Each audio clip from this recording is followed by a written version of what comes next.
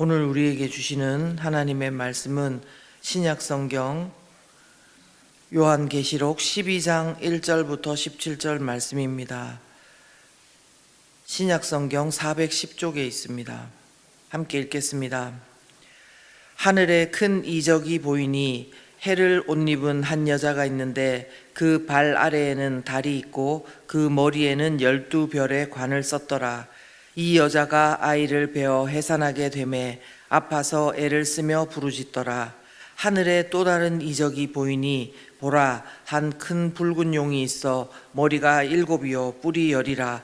그 여러 머리에 7 왕관이 있는데 그 꼬리가 하늘의 별 3분의 1을 끌어다가 땅에 던지더라. 용이 해산하려는 여자 앞에서 그가 해산하면 그 아이를 삼키고자 하더니 여자가 아들을 낳으니 이는 장차 철장으로 만국을 다스릴 남자라. 그 아이를 하나님 앞과 그 보좌 앞으로 올려가더라. 그 여자가 광야로 도망하매 거기서 1260일 동안 그를 양육하기 위하여 하나님께서 예비하신 곳이 있더라. 하늘에 전쟁이 있으니 미가엘과 그의 사자들이 용과 더불어 싸울세. 용과 그의 사자들도 싸우나 이기지 못하여 다시 하늘에서 그들이 있을 곳을 얻지 못한지라.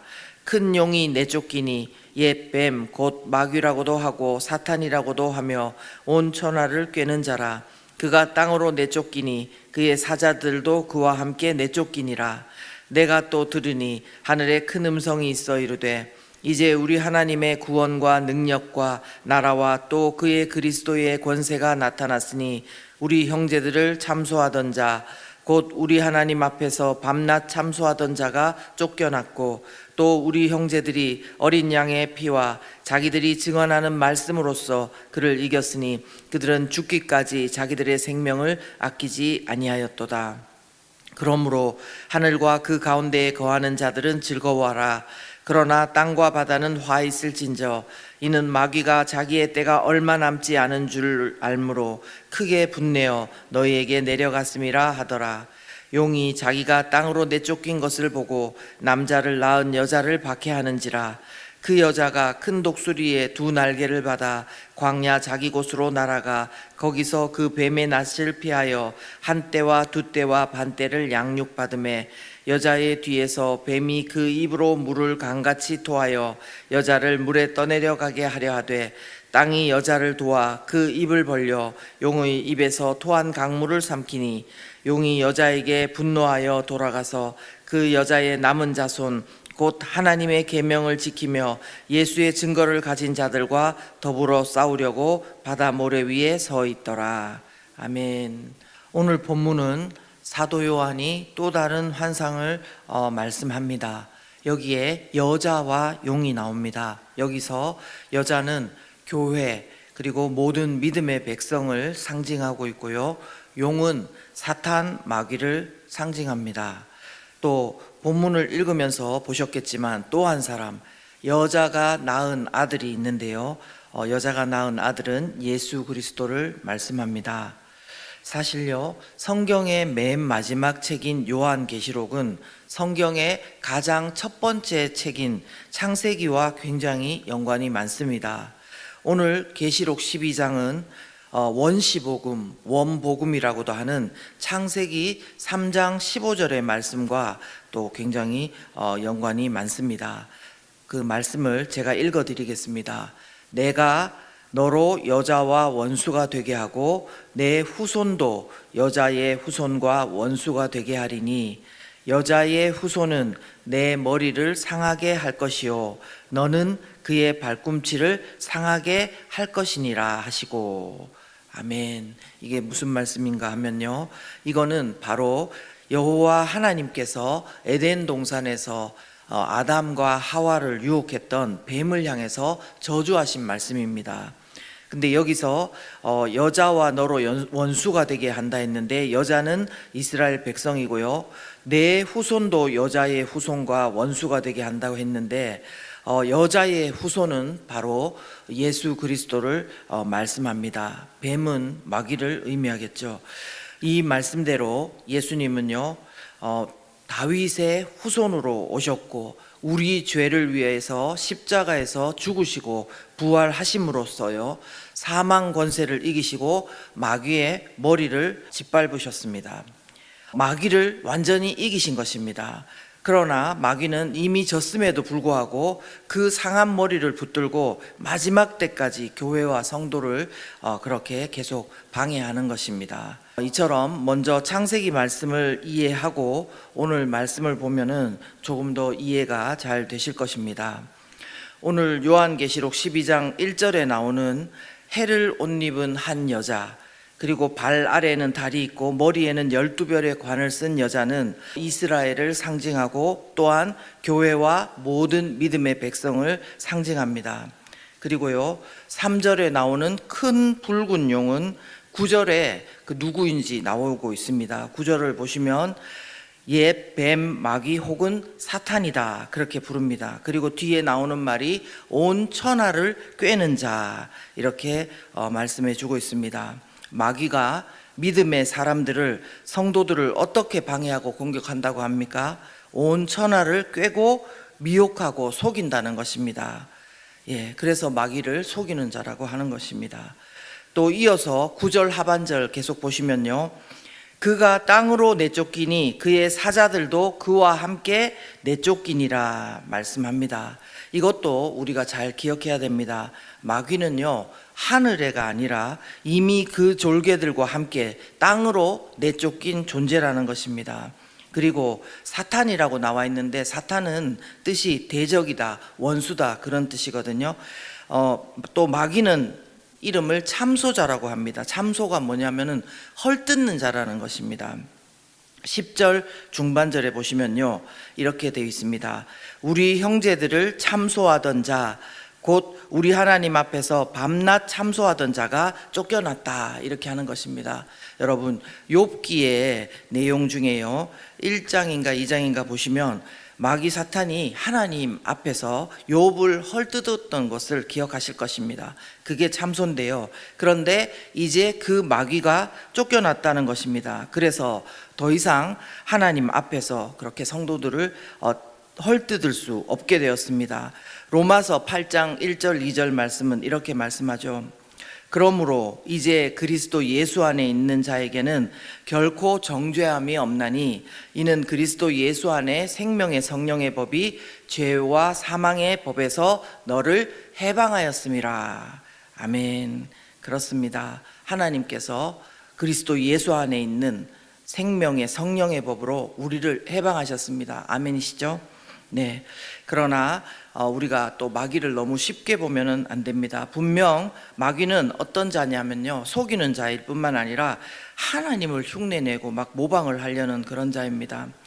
3절 후반절에 보시면 큰 붉은 용 마귀가요 머리가 7이고 뿔이 10이고 머리마다 7왕관을 썼고, 또 4절에 보면요 용의 자기 붉은 용의 꼬리로 하늘별 3분의 1을 끌어다가 땅에 던졌다. 그런 그 정도의 권세와 능력은 있다는 것입니다. 그러므로 오늘 본문에 나오는 여자가 용을 피해서 하나님의 보내신 독수리 날개로 광야로 피하는 것처럼요 우리도 하나님의 도우심을 늘 구하고 그 도우심을 힘입어 그 광야 가운데 정해진 때, 여기 보면 1260일이 나오고 또 한 때와 두 때와 반 때가 나오는데 그 기간 동안 정말 그 안에서 강건하게 믿음의 사람으로 하나님 안에서 세워져야 될 것입니다.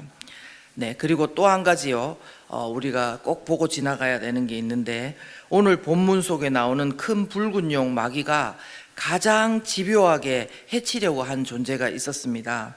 여기 4절에 보시면 끝부분에 용이 해산하려는 여자 앞에서 그가 해산하던 그 아이를 삼키고자, 해산을 하고 있는데 그 앞에서 아기가 태어나면 그 아이를 삼키고자 그렇게 집요하게 해치려고 했다는 겁니다. 누구를 해치려고 했다고요? 예수님.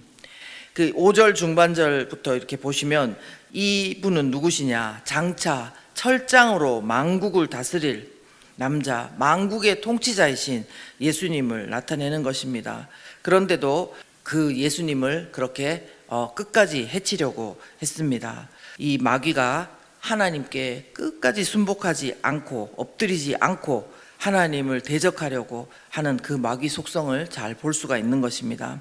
그러나 하나님께서는 어떻게 하셨습니까? 그 아이를 하나님 앞과, 그 5절 뒷부분에 나오죠. 그 아이를 하나님 앞과 그 보좌 앞으로 올려가셨습니다. 하늘로 올려가셨다는 것입니다. 마귀는요, 예수님이 십자가에서 죽으시고 부활할 때 이미 졌고, 본문을 보면 이제 미가엘 천사에게도 졌습니다. 7절 8절 보시면요, 하늘에 전쟁이 있으니 미가엘과 그의 사자들이 용과 더불어 싸울세, 용과 그의 사자들도 싸우나 이기지 못하여 다시 하늘에서 그들이 있을 곳을 얻지 못한지라, 이렇게 말씀합니다. 그러므로 우리는요, 마귀를 두려워할 필요가 없습니다. 왜냐하면 우리는 예수 그리스도를 구세주와 주님으로 믿고 하나님의 자녀가 된 자이기 때문입니다. 그리고 마귀는 이미 지고 하늘에서 땅으로 쫓겨난 자입니다. 그럼에도 불구하고 마귀가 하나님의 백성들, 교회를 위협하는 이유가 무엇입니까? 첫 번째는 계속해서 하나님을 대적하는 것이고, 그리고 12절 하반절에 보시면 이는 마귀가 자기의 때가 얼마 남지 않은 줄을 알므로 크게 분내어 너희에게 내려갔음이라, 그렇게 말씀합니다. 또한 13절에도 보시면 용이 자기가 땅으로 내쫓긴 것을 보고 남자를 낳은 여자, 그러니까 교회와 모든 백성들을 박해하는지라, 그렇게 말씀합니다. 여러분, 이것이 바로 마귀가 이 땅의 교회들을 위협하고 괴롭히는 그런 근본적인 이유입니다. 그래서 우리가 이런 사실들을 잘 알고 있어야 되고, 그래야지 그 마귀의 존재가 어떤 존재인지 알고 하는 영적 전쟁을 할 수가 있습니다. 그리고요, 오늘 말씀에서 분명히 우리에게 알려주십니다. 어떻게 교회가, 어떻게 우리 성도 한 사람 한 사람이 마귀와 그 속임과 그 방해하고 핍박하는 그것을 이길 수 있는지 말씀해 주고 있습니다. 11절 말씀인데요, 이거는 같이 조금 소리내서 읽어봤으면 좋겠습니다. 함께 읽겠습니다. 또 우리 형제들이 어린 양의 피와 자기들이 증언하는 말씀으로써 그를 이겼으니 그들은 죽기까지 자기들의 생명을 아끼지 아니하였도다. 아멘. 무엇으로 이겼다고 합니까? 어린 양의 피와, 그죠? 어린 양의 피와. 우리는요, 예수 그리스도의 피로 죄사함 받았고 이것을 믿음으로 의롭게 되었습니다. 그죠? 그러므로 이 사실을 신뢰하고 매 순간 누리고 주장하고 묵상하고 선포하는 것이 너무너무 중요합니다. 이 땅에서 일으키는 사악한 마귀의 정죄와 헐뜯음은 예수 그리스도의 피 앞에 아무것도 아닙니다. 여러분, 우리의 선함과 우리의 노력과 우리의 의로 마귀를 상대하려는 것은 어리석은 일입니다. 우리가 아니라요, 어린 양의 피로 승리해야 됨을 말씀해 주고 있습니다. 또한 자기들이 증언하는 말씀, 평생을 끊임없이 이 예수 그리스도를 구세주와 주님으로 믿고 따르며 그 피 묻은 복음을 전하는 것으로 마귀를 이겼다는 것입니다. 다시 한번요, 예수 그리스도 어린 양의 피와 자기들의 증언하는 말씀, 이 말씀을 듣고 순종하는 것까지 같이 포함되겠지요. 네, 이 예수님의 피 묻은 십자가, 사람들은 그것을 실패다 이렇게 이야기하겠지만 그것은 마귀에 대한 승리였습니다.